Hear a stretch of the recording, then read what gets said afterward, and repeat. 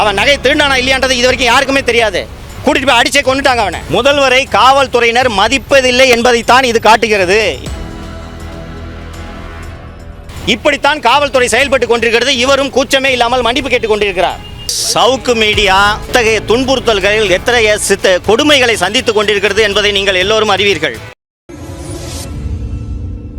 சவுக்கு media கடந்த 2 ஆண்டுகளாக தமிழக அரசாலும் தமிழக காவல்துறையாலும் எத்தகைய துன்புறுத்தல்களில் எத்தகைய கொடுமைகளை சந்தித்துக் கொண்டிருக்கிறது என்பதை நீங்கள் எல்லோரும் அறிவீர்கள்.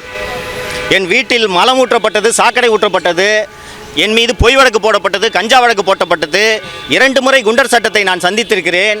இதற்கெல்லாம் பிறகு ஒரு அலுவலகம் கிடைத்து இந்த அலுவலகத்தில் தொடர்ந்து என்னுடைய மீடியா பணியை நான் செய்து கொண்டிருக்கிறேன். கடந்த ஒரு 20 நாட்களுக்கு முன்பாக என்னுடைய அலுவலகத்தில் வேலை செய்யக்கூடிய சத்யமூர்த்தி மற்றும் திரு ஜெயபிரகாஷ், கேமராமேன் ஒருத்தர், எடிட்டர் ஒருத்தர், அவர்களுடைய வீட்டுக்கு இரவு 12 மணிக்கு 15 காவல்துறையினர் சென்று அவர்களது 2 பேரோட பைக்கை தூக்கிட்டு போயிருக்காங்க.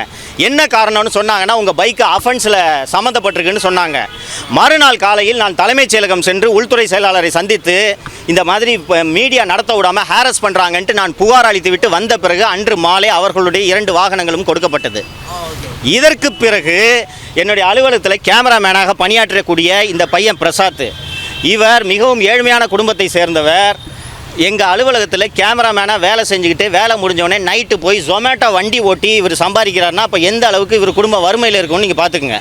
இவர் வேலை செய்து கொண்டிருந்தார். அலுவலகத்தை விட்டு வெளியில் வந்த உடனே வெளியில் அங்கே அந்த காம்பவுண்டை திரும்பின உடனே காவல்துறையினர், இந்த போக்குவரத்து காவல்துறையினர் வந்து இவரோட பைக்கை தூக்கிட்டு போய் 15 நாட்கள் ஆகிறது.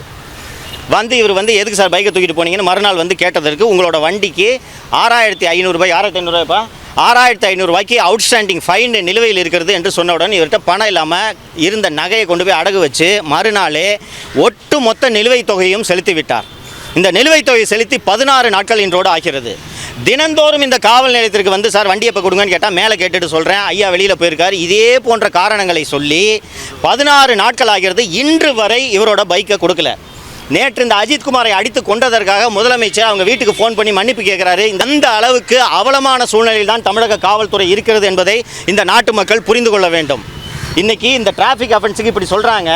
நீங்கள் சென்னை அண்ணா நகர் 2nd அவென்யூக்கு போய் பார்த்தீங்கன்னா அங்கே சந்தோஷ் ஸ்டோர்ஸ்னு ஒரு சூப்பர் மார்க்கெட் இருக்குது. நீங்கள் யார் போனீங்கனாலும் தெரியும். வாகனங்களுக்காக மட்டும் அந்த இடம் தடுத்து வைக்கப்பட்டிருக்கிறது. போலீஸ் பேரிகேடை யூஸ் பண்ணுறாங்க. இது போல் அந்த போலீஸ் பேரிகேடை யூஸ் பண்ணி பொதுமக்களுக்கான நடைபாதையை அவர்கள் அடைத்து வைப்பதற்கு காரணம், அந்த சந்தோஷ் சூப்பர் மார்க்கெட்டின் உரிமையாளரோட பெயர் சவுந்தரராஜன். அந்த சவுந்தரராஜன் யார் என்றால் தமிழ்நாட்டின் சட்டம் ஒழுங்கு கூடுதல் டிஜிபி டேவிட்சன் தேவாசீர்வாதத்தின் சொந்த தாய்மாமனார். நீங்கள் இது போல் அதிகார துஷ்பிரயோகம் செய்து கொண்டிருக்கிறீர்கள், அட்டூழியங்களை செய்து கொண்டிருக்கிறீர்கள். ஒரு நகையை திருடிவிட்டார் என்ற குற்றச்சாட்டுக்காக ஒருவனை அடிச்சே கொள்றீங்க. நாங்கள் மீடியாவில் இந்த உண்மைகளை எடுத்து சொல்லும் வேலையை செய்து கொண்டிருந்தா இந்த மாதிரி வண்டியை பிடிங்க வச்சுக்கிட்டு 15 நாட்களாக வண்டியை கொடுக்காம original licence, original RC book, வண்டியோட ஃபைனை கட்டியாச்சு. நான் இங்கே இந்த இஷ்யூவில் தலையிடக்கூடாதுன்றதுக்காக டெய்லி போய் கேளுப்பா என்ன சொல்கிறாங்கப்பான்னு கேட்டால் 15 நாளாக இங்கே வந்துட்டு போயிட்டுருக்காரு. எப்போ கேட்டாலும் ஐயா வெளியில் போயிருக்காரு, மேலே கேட்கணும், டிசியை கேட்கணும். இப்போது சென்று நான் மேலே உதவி ஆய்வாளரை பார்த்து நான் இந்த வண்டி எப்போ சார் தருவீங்கன்னு கேட்டோன்னே இங்கே இருக்க போய் டிசியை போய் பாருங்கள், நான் டிசியை பார்க்க முடியாது என்று சொல்லிவிட்டேன். இந்த மீடியாவில் வேலை செய்கிறான்ற ஒரே காரணத்துக்காக காவல்துறை இவர்கள் ஒவ்வொருவரையும் இப்படி சித்திரவதை செய்தால் இது எங்கே போய் முடியும் என்பதை ஊடக நண்பர்கள் நீங்கள் யோசித்து பார்க்க வேண்டும். இதே போல் ஒவ்வொரு முறையும் அக்யூஸ்டை பிடிச்சி கையை காலை உடைக்கிறது எங்கே போய் முடியும்ட்டு நான் எதை தொடர்ந்து வலியுறுத்தி கொண்டிருந்தேன்னா அதுதான் அஜித்குமார் விவகாரத்தில் நடந்திருக்கிறது. அவன் நகை திருடானா இல்லையான்றது இது வரைக்கும் யாருக்குமே தெரியாது. கூட்டிகிட்டு போய் அடிச்சே கொண்டுட்டாங்க அவனை. இப்படித்தான் காவல்துறை செயல்பட்டு கொண்டிருக்கிறது. இவரும் கூச்சமே இல்லாமல் மன்னிப்பு கேட்டுக் கொண்டிருக்கிறார். பிரசாத்தோட வாகனம் ஏதாவது ஒரு குற்றச்செயல் புரிந்து நீதிமன்றத்தின் உத்தரவில் இதை பறிமுதல் செய்து வைத்திருந்தால் இவர்கள் வாகனத்தை தரமாட்டேன் என்று சொல்லலாம். ஃபைனு பெண்டிங்காக இருந்தால் கூட இவங்க வாகனத்தை தூக்க முடியாது. ஃபைன் நிலுவையில் இருக்கக்கூடிய வாகனத்தை நீங்கள் பறிமுதல் செய்ய வேண்டும் என்றால் சென்னையில் இருக்கக்கூடிய 95% வாகனங்களை நீங்கள் பறிமுதல் செய்ய வேண்டும். இதை வேண்டுமென்றே செய்கிறார்கள். இதை இந்த முதல்வர் வேடிக்கை பார்த்து கொண்டிருப்பது தான் எனக்கு வருத்தமாக இருக்கிறது. நான் தொடர்ந்து பதிவு செஞ்சுக்கிட்டு இருக்கேன். சரி, மரணத்தில் 5 காவலர்கள் மீது நடவடிக்கை எடுத்திருக்காங்க, சிபிஐக்கு மாற்றிருக்கிறாங்க. நீங்கள் உட்பட பலரும் விமர்சித்து தான் வராங்க. இப்படி இருக்கும்போது அரசனுடைய அந்த நடவடிக்கை சரியான பாதையில் போகுதுன்னு நீங்கள் பார்க்குறீங்க?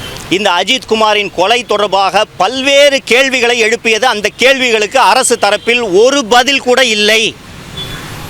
ஸ்பெஷல் டீமு அஜித்குமாரை பிக்கப் பண்ணி விசாரிக்கிறதுக்கு கூட்டிகிட்டு போனாங்கன்னு சொல்லும்போது ஸ்பெஷல் டீமுக்கு இந்த பணியை உத்தரவிட்டது யார் என்ற கேள்வியை நீதிமன்றம் ஸ்பெசிஃபிக்காக எழுப்புகிறது. அஜித்குமார் செத்து போயிட்டதுனால தான் இந்த விஷயம் வெளியில் வந்துச்சு. அஜித்குமார் சாகவில்லை என்றால் இந்த விஷயம் கடைசி வரை வெளியே வந்திருக்காது என்று சொன்னார்கள்.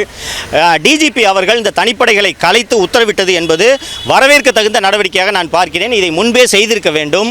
ஏனென்றால் இது போன்ற தனிப்படைகள் எந்த விதமான கட்டுப்பாடுமின்றி எந்த அதிகாரிக்கு கீழ் செயல்படுகிறார்கள் என்ற ஒரு பொறுப்பின்றி இந்த தனிப்படையினர் தான் தோன்றித்தனமாக நடந்து கொண்டிருந்தார்கள்.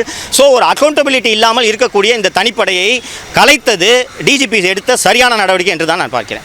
முதல்வரை காவல்துறையினர் மதிப்பதில்லை என்பதைத்தான் இது காட்டுகிறது. இனி விசாரணையில் தெரிய வந்தது என்னவென்றால் சிசிடிவிக்கு கீழே வச்சு மிதிச்சிருக்காங்க இந்த கான்ஸ்டபிள்ஸ். ஸோ முதல்வர் அவர்கள் சட்டப்பேரவையில், அப்போது சட்டப்பேரவை நடந்து கொண்டிருந்தது, முதல் நாள் முதல்வர் அவருக்கு உணவு வாங்கி கொடுத்தா வாந்தி எடுத்து அவர் செத்துட்டார். அவர் கையில் கத்தி இருந்துச்சு, கத்தி எடுத்து குத்த வந்தார், அதனால் அடித்தாங்க என்பது போல் அவர் சட்டப்பேரவையில் கூறுகிறார். மறுநாள் உடற்கூறாய்வு அறிக்கை வந்ததும் உடலில் அந்த இறந்து போன விக்னாவின் உடலில் 20க்கும் மேற்பட்ட காயங்கள் இருந்தது என்பதை தெரிந்து கொண்டு இதே முதல்வர் சட்டப்பேரவையில் காவல்துறையினர் சட்டத்தை கையில் எடுப்பதை நான் அனுமதிக்க மாட்டேன், எனது அரசு அனுமதிக்காது என்று சட்டப்பேரவையில் பதிவு செய்தார். அது சட்டப்பேரவை குறிப்பில் ஏறி இருக்கிறது. முதல்வருடைய பேச்சை, முதல்வருடைய கட்டளையை ஒரே ஒரு காவல்துறை அதிகாரி கூட மதிக்கவில்லை என்பதைத்தான் இது காட்டுகிறது. சென்னை விமான சாகச நிகழ்ச்சியில் 5 பேர் சாகுறாங்க. இந்த 5 பேர் செத்ததுக்கு யாராவது ஒரு அதிகாரி பொறுப்பாக இருக்க வேண்டும் அல்லவா? ஒருவர் மீது கூட நடவடிக்கை எடுக்கவில்லை என்றால் எப்படி முதல்வரை பார்த்து பயப்படுவார்கள்? அதனால தான் எங்கள் மீடியாவுக்கு இது தொடர்ந்து நடந்துட்டு இருக்குன்னு சொல்கிறேன். நன்றிங்க.